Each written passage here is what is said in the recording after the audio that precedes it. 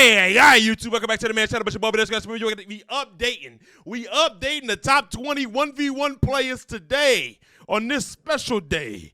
There's a lot of things that's been going down. There's a lot of things that have occurred since the last time we made this video, and we're going to make this video again once Chapter 2 Season 2 is concluded. But I wanted to make this video before Chapter 2 Season 2 occurs because we just want to know where everybody is starting from before that season occurs, all right? So let's go ahead and break down this entire thing, and we're going to start at number 20, and my number 20 is Pat So Wavy. His 2025 has been really good. His 2024 was really good, and he's bursting onto the scene, and he's a figure within the scene, okay? Obviously, he didn't win. Hold on.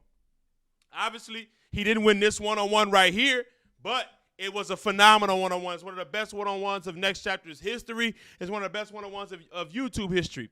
So you have to give him credit where credit is due. And also, I think something that really helped him was him getting his get back on Matt Simpson, right? It's his first one-on-one on the scene. It was a bad one-on-one, a bad showcase for him. And then he doubles back a year later, and he gets that win against Matt Simpson. He redeems himself. So I think Matt is a top 20. I think Pat is a top 20 1v1 player on the scene. Moving on to number 19. Moving on to our number 19 is still going to be Day Day. Day Day is going to still be my number 19, man, especially with having this win right here against Pat before the Hoodie Kell one-on-one. I think Day Day is solidified. He takes on all the best competition. He doesn't duck anybody. He plays everybody. It doesn't matter the environment. Day Day is outside. So he's still in my top 20. He's still number 19 for me. Moving on to number 18. Now, for number 18, I dropped Bird one ranking simply because of inactivity. Simply because of inactivity. I believe the last time we've seen Bird play a one-on-one was against Burke in Chapter 2, Season 2. So I dropped him one ranking for Bird. But if once he starts getting active again and he gets some wins, there could be some conversations that could be had. But I dropped Bird to my number 18 right now. Now, I'm not going to lie to you. I'm very conflicted because I feel like Burke should be higher. I do feel like Burke should be higher, but I have him at number 16. I think this win against Jordan Brangus, coming down from 17-4 halftime and not allowing Jordan Brangus to score again in the second half, figuring the game out, whether that be getting downhill, using his counters, getting to his tough shot-making abilities, or utilizing his speed downhill. Burke had a very credible win against Jordan Brangus in Cincinnati, man. But I'm still going to have him at number 16 right now. I moved him up a slot. I moved him past Bird. But some things can change as the year goes on because some of these guys aren't as active as what they were earlier in the year or late last year. And also there's going to be other cards that occur during Chapter 2 Season 2 that probably will be dropping. And once we update the rankings in June when the season is concluded, things can change. But right now, Burke is my number 16. Next up for me is going to be Simba, man. Simba's going to be my number 15. He's been playing really well as of late, and he just picked up a win in Houston for Off the Dribble. I believe they also went to Dallas as well, but Off the Dribble has not released those videos. But Simba's going to remain my number 15 because he has not done nothing for me to change that. So, yes, I'm going to keep Simba at number 15. He has a recent game. He won his recent game, so I'm going to keep him at 15. My number 14 is still going to be Vern. Vern has been playing really well as of late. He played my brother Steez, who was my old college teammate, in the Off the Dribble vs. Houston event, and he ended up winning that game, man. Steez is no slouch. I would like to see Steez in more 1v1s as the scene progresses and expands. So, once again, Vern is another guy that has a recent game, and it's a recent game that he won. So you cannot penalize him. I'm going to keep him at number 14. Now, the next person on my list is going to be Bruce, man. He just picked up a big win against Smooth Joe. He came on one of my lives, and he was talking about, man, I'm going to be going on a tear this year, and he has been a man of his word. I mean, Smooth Joe got off to a great start, hitting some tough shots, getting reverse layups, hitting middies, and hitting threes. But Bruce stayed the course, and he played the long game. Smooth Joe got tired, and Bruce ended up coming back and winning that game, man. So you have to give him credit where credit is due. And I'm gonna keep Bruce where he's at, man, right at number 13. I enjoy watching Bruce play, and this game right here was nothing short of that. So Yes, Bruce is going to be my number 13 still. Now, the next person on my list is going to be Hoodie Kale. I'm going to have Hoodie Kale at number 12 since his return.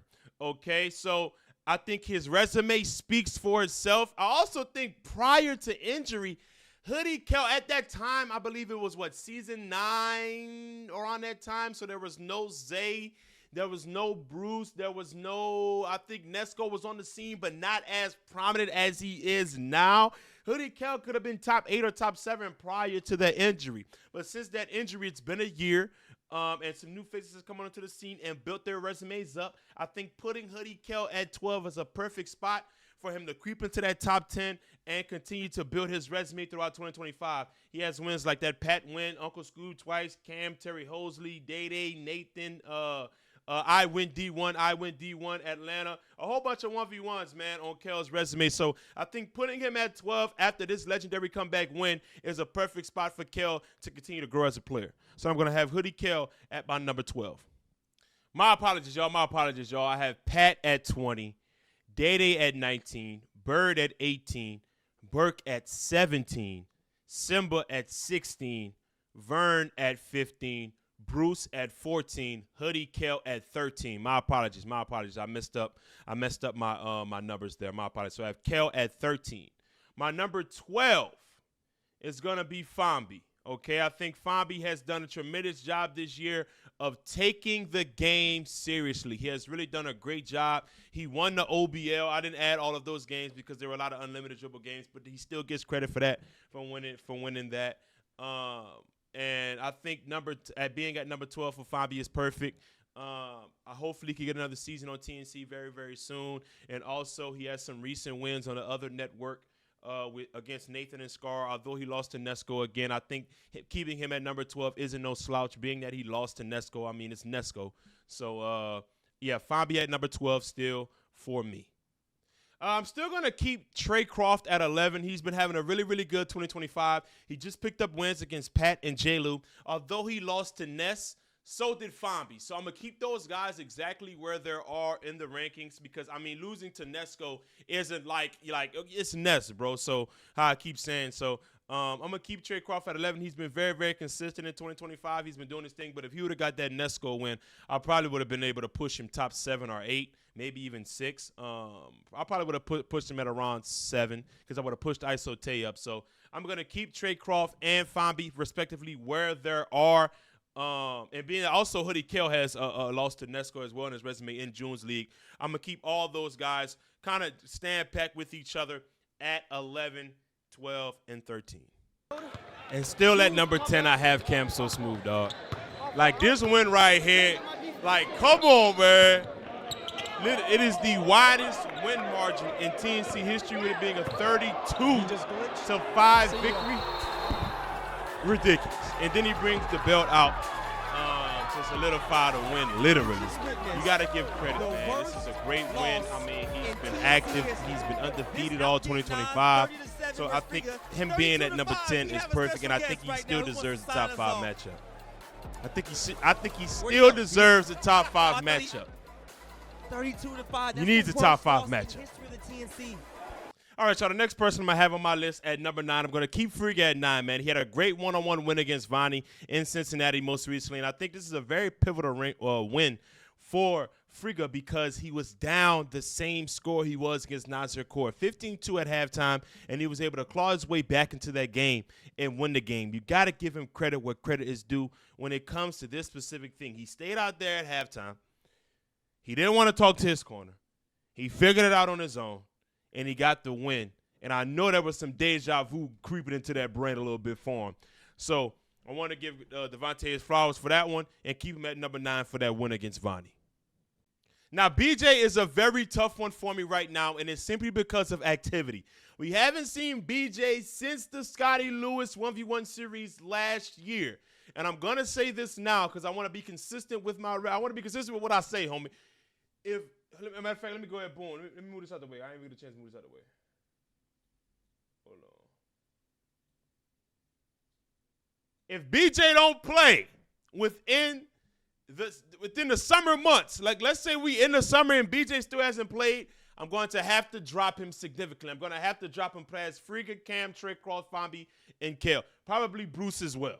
I'm gonna have to drop BJ significantly because he hasn't had any activity, and all of these guys that I just named are going to continue to play over and over and over again throughout the summer months. So I want to give them their flowers as well. And let's say Burke comes through the abyss and just goes fed and wins like 5 straight games against quality opponents, you got to move him up as well. So if BJ doesn't come back to hoop at least once or twice, I'm not saying, you got to go crazy 5 times. No, once or maybe twice.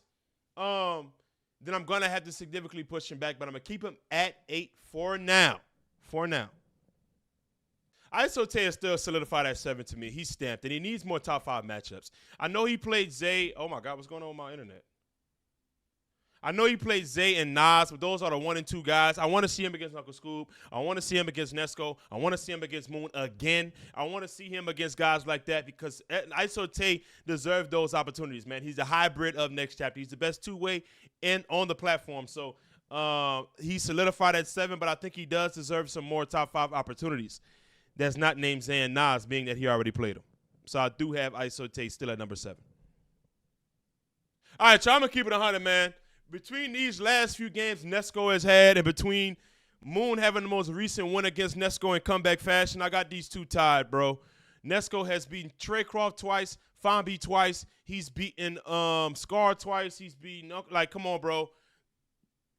And Moon has all of those things on his resume as well. He has Frigo on his resume. Kale on his resume. Bird on his resume. Like, he had, and then I can't even scroll down. If I were to scroll down,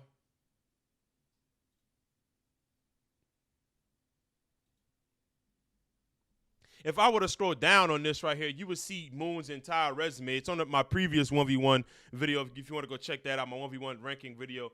Bro, they're tied at 5 for me, bro. They're tied. Who you have at 5 or 6 is up to you. I don't mind it. It is what it is. But to me, they're tied, bro. Their resumes are very, very similar. And the way Nesco's been on a tear and Moon, after the pay-per-view, still picking up 2 wins against Ryan and then again in Houston in dominant fashion, you can't drop him. So I can only move Nesco up, so I'm just going to tie them at 5. I think now I'm going to just show you guys the rest of my list, man. Obviously, I have Rob still at 4, Scoob, Nas, and then Zay. Rob is obviously hasn't played much ones at all, but I think he's going to be playing in June's league very, very soon. His only loss is to Scoob, and then I have Scoob at 3, Nas at 2, Zay at 1. So nothing much has really changed past that, but some things can change as things go forward, man. So this is my official top 20 list right now for you guys. It's going to be Zay 1, Nas 2, Scoob 3, Rob 4, Moon 5, Moon and Nesco 5, Isotate 7. BJ, Friga, Cam, Trey Croft, Fambi, Kel, Bruce, Vern, Simba, Burke, Bird, Day, Pat. Now, as you can see, my brother Mike Harden is not within this list anymore, being because of his inactivity. He doesn't play ones as much, and he doesn't have a winning record while playing ones. So I don't have Mike Harden within the top 20 right now, but things can change very, very soon for him if he continues to be outside and play ones, etc., etc. So we'll see what happens in the future. But this is my top 20 right now, updated rankings. See you guys in the next. Hit the like button and subscribe, man. I'm updating these resumes as we go forward every time an event occurs. So make sure you guys are hitting the like button and subscribing to show your support, man. See you guys in the next video.